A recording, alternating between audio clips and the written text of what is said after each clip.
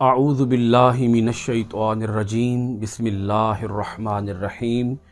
معزز خواتین و حضرات، عزیز طلبہ و طالبات، ڈیلی قرآن کلاس میں آپ سب کو خوش آمدید۔ امید کرتا ہوں آپ سب خیر و عافیت کے ساتھ ہوں گے۔ آج ہم پڑھیں گے سورۃ المائدہ پارہ نمبر 6 آیت نمبر 3۔ اس آیت کا پہلا حصہ آپ پچھلی کلاس کے اندر سن چکے ہیں۔ آج ہم سورۃ المائدہ کی آیت نمبر 3 کا بقیہ حصہ بیان کر رہے ہیں۔ لفظی ترجمہ ساتھ ساتھ اور اسی طرح اس کی تفسیر بھی ساتھ ساتھ ہوتی جائے گی۔ الیوم، آج، یائسا، مایوس ہو گئے، الذین، جنہوں نے، کفروا، کفر اختیار کیا تھا، من دینکم، تمہارے دین سے۔ آیت کا جو پچھلا حصہ ہے اس کے ساتھ ربط بھی سمجھ لیجئے۔ اللہ رب العالمین نے بڑی اہم بات ارشاد فرمایا کہ تمہارے اوپر 11 قسم کے جانور حرام کر دیے گئے ہیں۔ یہ وہ آیت مبارکہ ہے جس آیت کے اندر اللہ پاک نے حرام کی تفصیل بیان فرما دی کہ یہ کام، یہ جانور تمہارے اوپر حرام ہیں۔ تو یہ بڑی اہم اللہ پاک نے بات ارشاد فرمائی کہ حلال کیا ہے اور حرام کیا ہے۔ حلال کا ذکر آیت نمبر 1 کے اندر آیا، حرام کا ذکر آیت نمبر 3 کے اندر آیا۔ اس کے ساتھ ہی اللہ پاک نے ایک بڑی اہم بات ارشاد فرمائی، اس کو بغور سمجھیے گا اور سنیے گا۔ الیوم، آج، یئس الذین کفروا من دینکم، آج مایوس ہو گئے ہیں جنہوں نے کفر اختیار کیا تھا تمہارے دین سے، جنہوں نے تمہارے دین کے معاملے میں کفر کی روش اپنائی، انکار کی راہ اپنائی، دین اسلام کو قبول نہیں کیا، آج وہ مایوس ہو گئے ہیں۔ اب یہاں آج سے کیا مراد ہے؟ آج سے مراد، چونکہ یہ آیت مبارکہ جب نازل ہوئی تھی، جگہ میدان عرفات تھی، 9 ذی الحجہ کا دن تھا اور سن 9 ہجری تھی، جمعۃ المبارک کا دن تھا، عصر کی نماز کے بعد کا وقت تھا جب یہ آیت مبارکہ نازل ہوئی۔ تو اس سے مراد، آج کے دن سے مراد وہ 9 ذی الحج کا دن بھی ہو سکتا ہے، اور آج کے دن سے مراد وہ جو موجودہ دور تھا، موجودہ زمانہ تھا، 9 ہجری کا زمانہ، وہ زمانہ بھی مراد ہو سکتا ہے، وہ دور بھی مراد ہو سکتا ہے کہ اب وہ وقت آ چکا ہے کہ کافر سمجھ چکے ہیں کہ دین اسلام غالب آ چکا ہے اور اب اسلام ہی غالب رہے گا۔ ایک زمانہ وہ تھا کہ جب کافروں کو یہ امید تھی کہ اسلام دنیا سے مٹ جائے گا، اسلام ختم ہو جائے گا اور کفر کا نظام اسے عروج ملے گا، غلبہ اسے ملے گا، دوام اسے حاصل ہوگا، ہمارے آباء و اجداد کا، باپ داداؤں کا دین، بتوں کا دین یہی چلتا رہے گا۔ ایک زمانہ وہ تھا کہ جب انہیں امیدیں تھیں اپنے غالب آنے کی، اپنے غلبے کی، انہیں امیدیں تھیں، مگر اب وہ دور آ چکا ہے، اب وہ زمانہ آ چکا ہے، اب وہ دن آ چکا ہے کہ کافر تھک ہار گئے ہیں، ان کے ارادے، ان کی ہمتیں ٹوٹ گئی ہیں، اور انہیں پوری طرح سے یہ یقین حاصل ہو چکا ہے کہ ہم اسلام کو شکست سے دوچار نہیں کر سکتے، اسلام کو ہرا نہیں سکتے، اسلام کو دبا نہیں سکتے۔ وہ دن گئے کہ ہم اسلام کو کبھی ہرا پائیں گے، ہم اسلام کو کبھی نیچا کر سکیں گے، ہم اسلام کو کبھی مغلوب کر سکیں گے، وہ دن گئے۔ اب وہ زمانہ نہیں رہا، اب حالات بدل چکے ہیں، اب اسلام دین غالب ہے، اب اسلام پوری دنیا کے اوپر ایک ایسی طاقت ہے جو کہ ناقابل تسخیر ہے۔ اسلام کو اب کوئی بھی مغلوب نہیں کر سکتا، اسلام کو اب کوئی بھی دبا نہیں سکتا، اسلام کو ہی سربلندی حاصل رہے گی، اسلام کو ہی وقار حاصل رہے گا، اسلام کو ہی عروج حاصل ہوگا، اسلام ہی آنے والے وقتوں کے اندر اسلام کی بادشاہت ہوگی، اسلام کا اقتدار ہوگا، اسلام کی حکمرانی ہوگی، اللہ رب العالمین کی حاکمیت اعلیٰ قائم ہو چکی ہے، اب یہی قائم رہے گی۔ کافر اپنی کوششیں اب چھوڑ چکے ہیں۔ یہ جو اللہ پاک نے فرمایا، الیوم یئس الذین کفروا، کافر مایوس ہو گئے ہیں، اب وہ تمہیں دبانے کا نام بھی نہیں لیں گے، وہ سوچیں گے بھی نہیں کہ وہ تمہیں دبا سکیں۔ وہ اپنی تمام تر کوششیں، اپنی تمام تر محنتیں وہ ختم کر چکے ہیں، تھک ہار کے بیٹھ گئے ہیں۔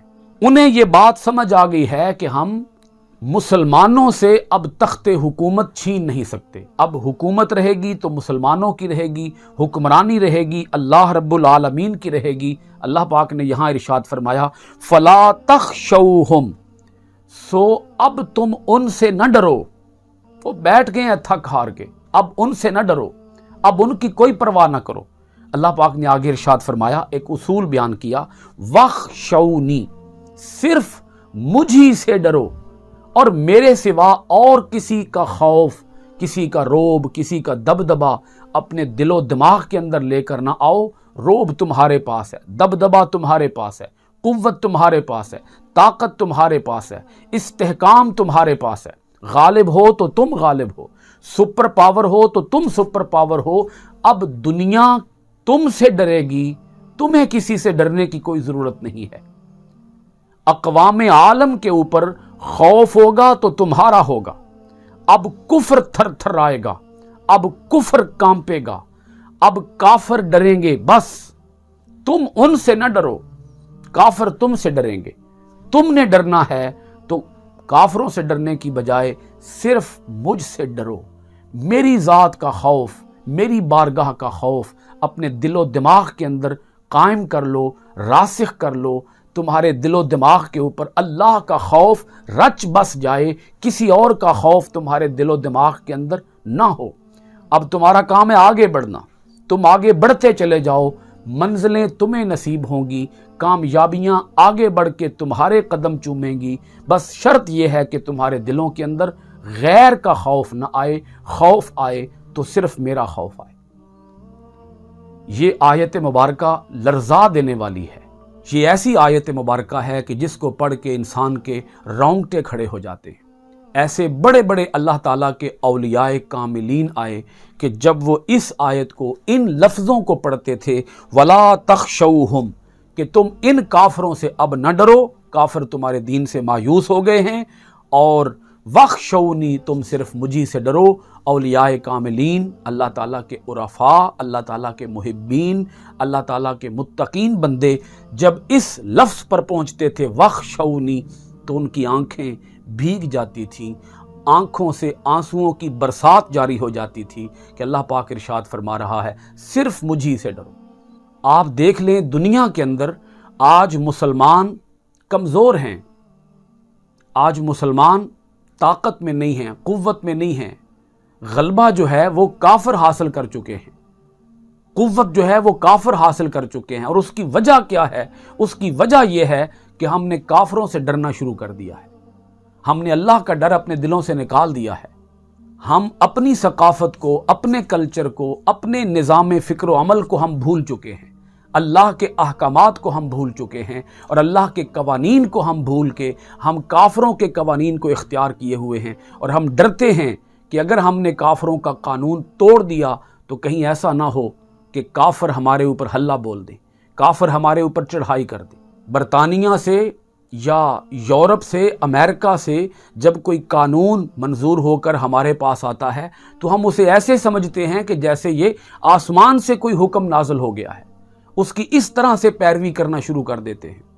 اللہ پاک ارشاد فرما رہا ہے صرف میری بارگاہ کا خوف اپنے دلوں کے اندر رچا لو، بسا لو۔ اسی کے ساتھ اللہ رب العالمین نے آیت مبارکہ کا وہ ٹکڑا نازل فرمایا جو کہ دین اسلام کی تکمیل کا اعلان تھا۔ میں پہلے بتا چکا ہوں، عرفات کا میدان، 9 ذی الحج کا دن، 9 ہجری کا سن، اور جمعۃ المبارک کا دن، اور عصر کی نماز کے بعد کا وقت، اللہ پاک نے یہ اعلان فرما دیا الیوم اکملت لکم دینکم، آج میں نے تمہارے لیے تمہارا دین مکمل کر دیا ہے۔ الیوم، آج، اکملت، میں نے مکمل کر دیا ہے، لکم، تمہارے لیے، دینکم، تمہارا دین۔ یہ سعادت عظمیٰ، یہ شرف، یہ مقام اور عظمت پچھلی امتوں میں سے کسی امت کو نصیب نہیں ہوئی۔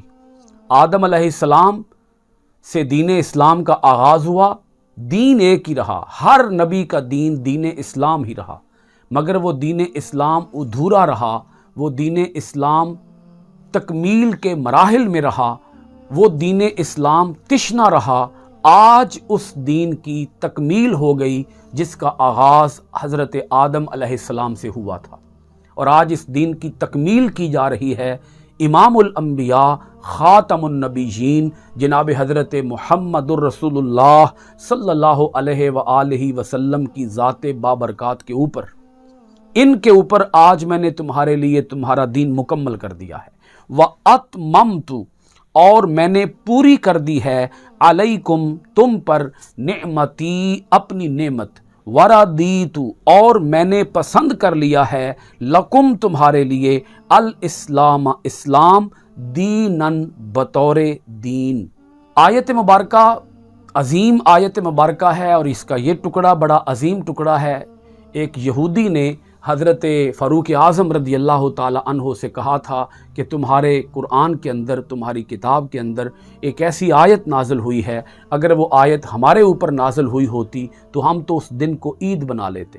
حضرت فاروق اعظم رضی اللہ تعالی عنہ نے ارشاد فرمایا، میں جانتا ہوں جگہ کون سی تھی، میں جانتا ہوں دن کون سا تھا، میں جانتا ہوں مہینہ کون سا تھا اور سن کون سا تھا، اور میں یہ بھی بات جانتا ہوں کہ جس دن وہ آیت مبارکہ نازل ہوئی تھی اس دن تو ہماری آلریڈی 2 عیدیں تھیں۔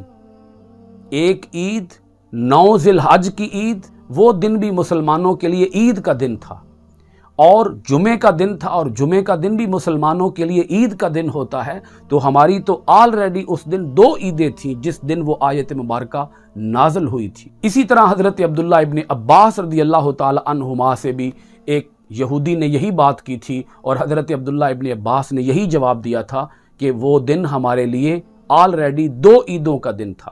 اس سے یہ بھی بات ثابت ہوئی کہ جس دن کوئی دینی کامیابی حاصل ہو اس دن کو عید کے طور پر سیلیبریٹ کرنا یہ اسلام کے اندر جائز ہے۔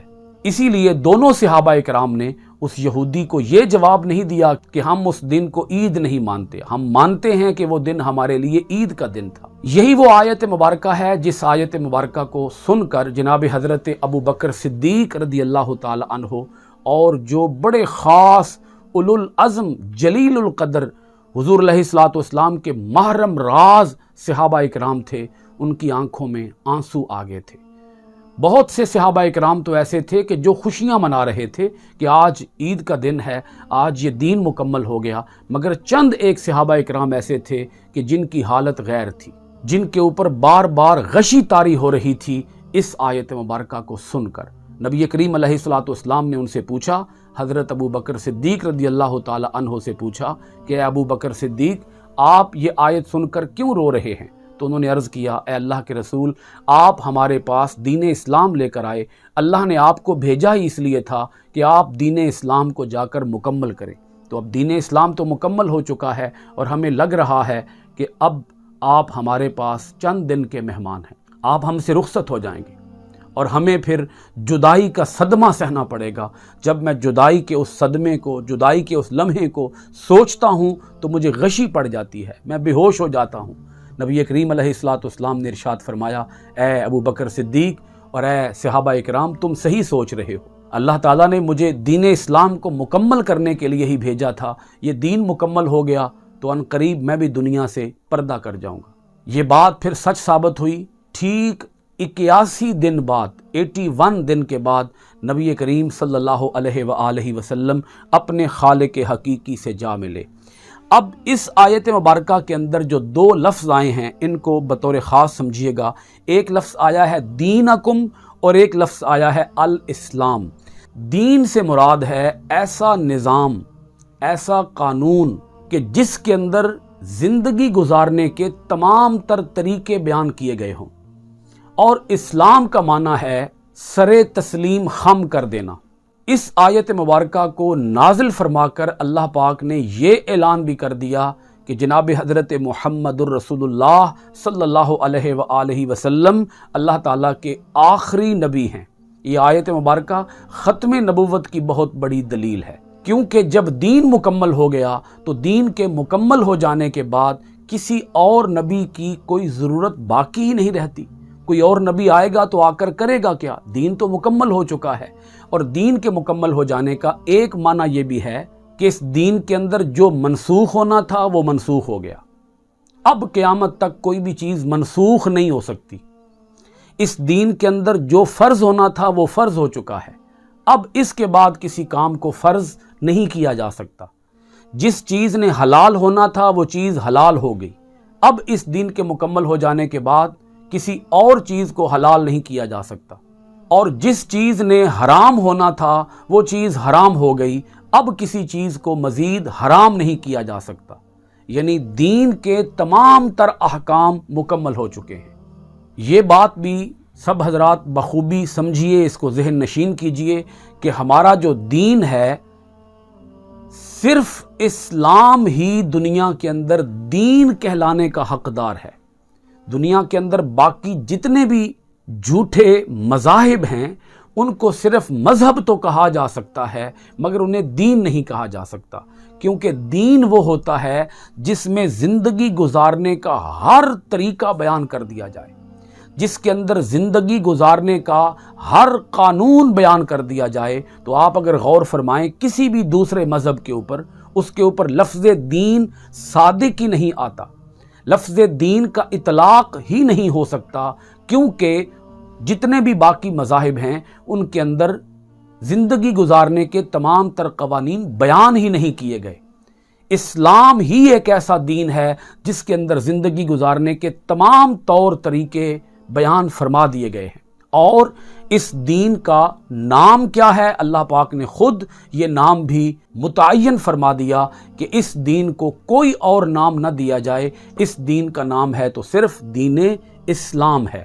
آپ اگر دین کو اور اسلام کو، ان دونوں لفظوں کو باہمی جوڑیں تو اس سے معنی یہ اخذ ہوتا ہے کہ اسلام کے اندر زندگی گزارنے کے تمام طور طریقے بیان کر دیے گئے، اور اسلام کا معنی ہی یہ ہے کہ سر تسلیم خم کر دیا جائے، اپنے سر کو مکمل طور پر جھکا دیا جائے۔ تو اب مطلب یہ بنا کہ اسلام کے تمام تر قوانین کو ہمیں اپنی زندگیوں کے اوپر نافذ کرنا چاہیے، عملی طور پر ہمیں اسلام کے تمام قوانین کو فالو کرنا چاہیے، اسلام کے تمام قوانین کو اپنانا چاہیے، کیونکہ زندگی گزارنے کے تمام قوانین صرف اسلام ہی بیان کرتا ہے۔ ایک اور لفظ ہے اسی ٹکڑے کے اندر، اور وہ لفظ ہے نعمتی۔ آپ یہاں بھی غور فرمائیں کہ اللہ رب العالمین نے اسلام کو بہت بڑی نعمت قرار دیا ہے۔ جب اسلام ہم سب کے لیے نعمت ہے، اور اللہ پاک ارشاد فرماتا ہے کہ یہ میری نعمت ہے، میں اپنی نعمت کو تمہارے اوپر مکمل کر رہا ہوں، اس کا اتمام کر رہا ہوں، اس کو کمپلیٹ کر رہا ہوں، اس کو پرفیکشن عطا کر رہا ہوں، اب اس میں نہ کوئی کمی ہے، نہ کوئی کجی ہے، نہ کوئی اس کے اندر خامی ہے، نہ کوئی اس کے اندر خرابی ہے، اور نہ ہی یہ نامکمل ہے، ادھورا ہے، تشنا ہے، یہ ہر اعتبار سے مکمل دین ہے۔ اسی دین کو ہمیشہ کے لیے نافذ ہونا چاہیے۔ قیامت تک کے لیے دین چلے گا تو صرف دین اسلام ہی چلے گا۔ یہاں میں یہ بھی اپنے سننے والوں کی خدمت میں بات رکھنا چاہوں گا کہ ان دونوں باتوں کو، یہ جو بات جہاں سے میں نے گفتگو کا سلسلہ شروع کیا تھا، الیوم یئس الذین کفروا من دینکم، اور پھر آگے الیوم اکملت لکم دینکم، ان دونوں جملوں کو آپ اگر جوڑیں گے تو اس سے بھی آپ کو ایک مطلب سمجھ آئے گا۔ وہ مطلب یہ ہوگا کہ دنیا کے اندر جتنے بھی دانشور لوگ آئیں گے، جتنے بھی فلاسفر لوگ آئیں گے، جتنے بھی سیانے لوگ آئیں گے، ماہرین تعلیم آئیں گے، ماہرین تہذیب و ثقافت آئیں گے، اللہ پاک نے ارشاد فرما دیا دنیا کے تمام دانشوروں کو، دنیا کے تمام عقل مند لوگوں کو، دنیا کے تمام فلاسفروں کو، صحافیوں کو، پروفیسروں کو، محققین کو، ریسرچ سکالرز کو یہ بات پلے باندھ لینی چاہیے کہ جب دین اسلام مکمل ہو گیا ہے تو اسی کی تابع داری کرنی ہے۔ اگر کوئی لینن، سٹالن، کارل مارکس، ارسطو، سقراط، بقراط، دنیا کے اندر وہ کوئی بھی نظریہ پیش کرتے ہیں تو اللہ پاک ارشاد فرماتا ہے کہ ان سے نظریے نہ لینا، اپنی آئیڈیالوجی کسی اور سے نہ لینا۔ اللہ نے تمہیں اسلام کی صورت میں اتنی خوبصورت، اپنی نعمت کے طور پر تمہیں اتنی خوبصورت آئیڈیالوجی، نظریہ عطا کر دیا ہے کہ اب اس نظریے کو چھوڑ کر تمہیں کوئی اور نظریہ قبول نہیں کرنا، کسی اور نظریے کو ایکسیپٹ نہیں کرنا۔ آج اگر آپ دیکھ لیں ہمارے گھروں کے اندر ہماری مائیں، بہنیں، بیٹیاں اگر وہ بے پردہ ہوتی ہیں تو وہ کافروں سے ثقافت لے رہی ہیں، وہ کافروں سے نظام زندگی لے رہی ہیں۔ ہماری نوجوان نسل وہ کافروں سے زندگی گزارنے کے طریقے سیکھ رہی ہے۔ اللہ پاک نے ارشاد فرمایا دنیا کے اندر جتنے بھی نظریات ہیں وقت آنے پر یہ نظریات دم توڑتے چلے جائیں گے۔ جو نظریہ قیامت تک کے لیے قابل قبول رہے گا، نافذ العمل رہے گا، وہ اسلام رہے گا۔ لہذا مسلمانوں کو غیروں سے زندگی گزارنے کے طریقے نہیں سیکھنے چاہیے۔ ہماری زندگی گزرے گی تو اسلام کے مطابق گزرے گی۔ ہم کسی سے ڈرتے بھی نہیں ہیں، ہم ڈرتے ہیں تو صرف رب ذوالجلال سے ڈرتے ہیں۔ ہمیں کسی کی کوئی پرواہ نہیں ہے، ہمیں پرواہ ہے تو صرف اللہ رب العالمین کی پرواہ ہے۔ آیت مبارکہ کے آخری حصے کے اندر اللہ پاک نے ایک اور اصول بیان فرمایا، چونکہ اسی آیت کے اندر بیان ہوا حرام قسم کے جانور، 11 قسم کے جانوروں کو اللہ پاک نے حرام کیا۔ ساتھ ہی اللہ پاک نے ایک اور بات ارشاد فرمائی، فَمَنِ اضْطُرَّ، فمن پس جو اضطر مجبور ہو جائے، لاچار ہو جائے، فی مخمصۃ، فی میں مخمصۃ بھوک میں، کسی بھوک کے اندر مبتلا ہو جائے اور بھوک کی وجہ سے کوئی شخص مجبور ہو جائے، غیر متجانف، غیر اس حال میں کہ نہ ہو، متجانف جھکنے والا، لاسم گناہ کی طرف۔ اب اس پورے جملے کو آپ اکٹھا کر کے سمجھیے گا، فَمَنِ اضْطُرَّ فِي مَخْمَصَةٍ غَيْرَ مُتَجَانِفٍ لِإِثْمٍ، اللہ پاک نے ارشاد فرمایا کہ جو شخص بھوک کی وجہ سے اس قدر لاغر ہو جائے، کمزور ہو جائے کہ اسے موت سامنے نظر آ رہی ہو، تو صرف موت سے بچنے کے لیے اگر وہ لقمہ حرام کھا لے گا تو اللہ تعالیٰ اسے معاف فرما دے گا۔ فَإِنَّ اللَّهَ غَفُورٌ الرحیم، بے شک اللہ تعالیٰ بہت بخشنے والا، بہت رحم فرمانے والا ہے۔ مجبوری کے عالم میں، اور وہ مجبوری کیا ہے کہ آدمی کو اپنی موت سامنے نظر آ رہی ہو، یہ مجبوری ہے۔ تو موت سے بچنے کے لیے اگر اتنی مقدار میں کہ جس سے وہ موت سے بچ جائے، اگر اتنی مقدار میں وہ کوئی حرام چیز اپنے منہ میں ڈال لے گا تاکہ اس کی بھوک مٹ جائے اور وہ موت سے بچ جائے، تو اللہ تعالیٰ کے ہاں اس کی معافی ہے۔ لیکن وہ اتنی مقدار میں ہی کھائے گا کہ جس سے اس کی جان بچ جائے، وہ پوری طرح سے اپنی بھوک کو مٹائے گا نہیں، صرف جان بچانے کی حد تک وہ کھا سکتا ہے۔ اللہ تعالیٰ ہمیں اپنی آیتوں کے اندر غور و خوض کرنے، اپنی آیتوں کو معنی، ترجمہ، تفسیر و تشریح کے ساتھ پڑھنے، عمل پیرا ہونے، قرآن کے آفاقی پیغام کو دنیا بھر کے اندر عام کرنے کی توفیقات خیر عطا فرمائے۔ سورۃ المائدہ کی آیت نمبر 3 کے ساتھ آج کی کلاس ختم کرتے ہیں۔ انشاءاللہ العزیز آئندہ ڈیلی قرآن کلاس میں حاضر ہوں گے سورۃ المائدہ کی آیت نمبر 4 کے ساتھ۔ آپ سب حضرات کا بہت شکریہ۔ السلام علیکم ورحمۃ اللہ وبرکاتہ۔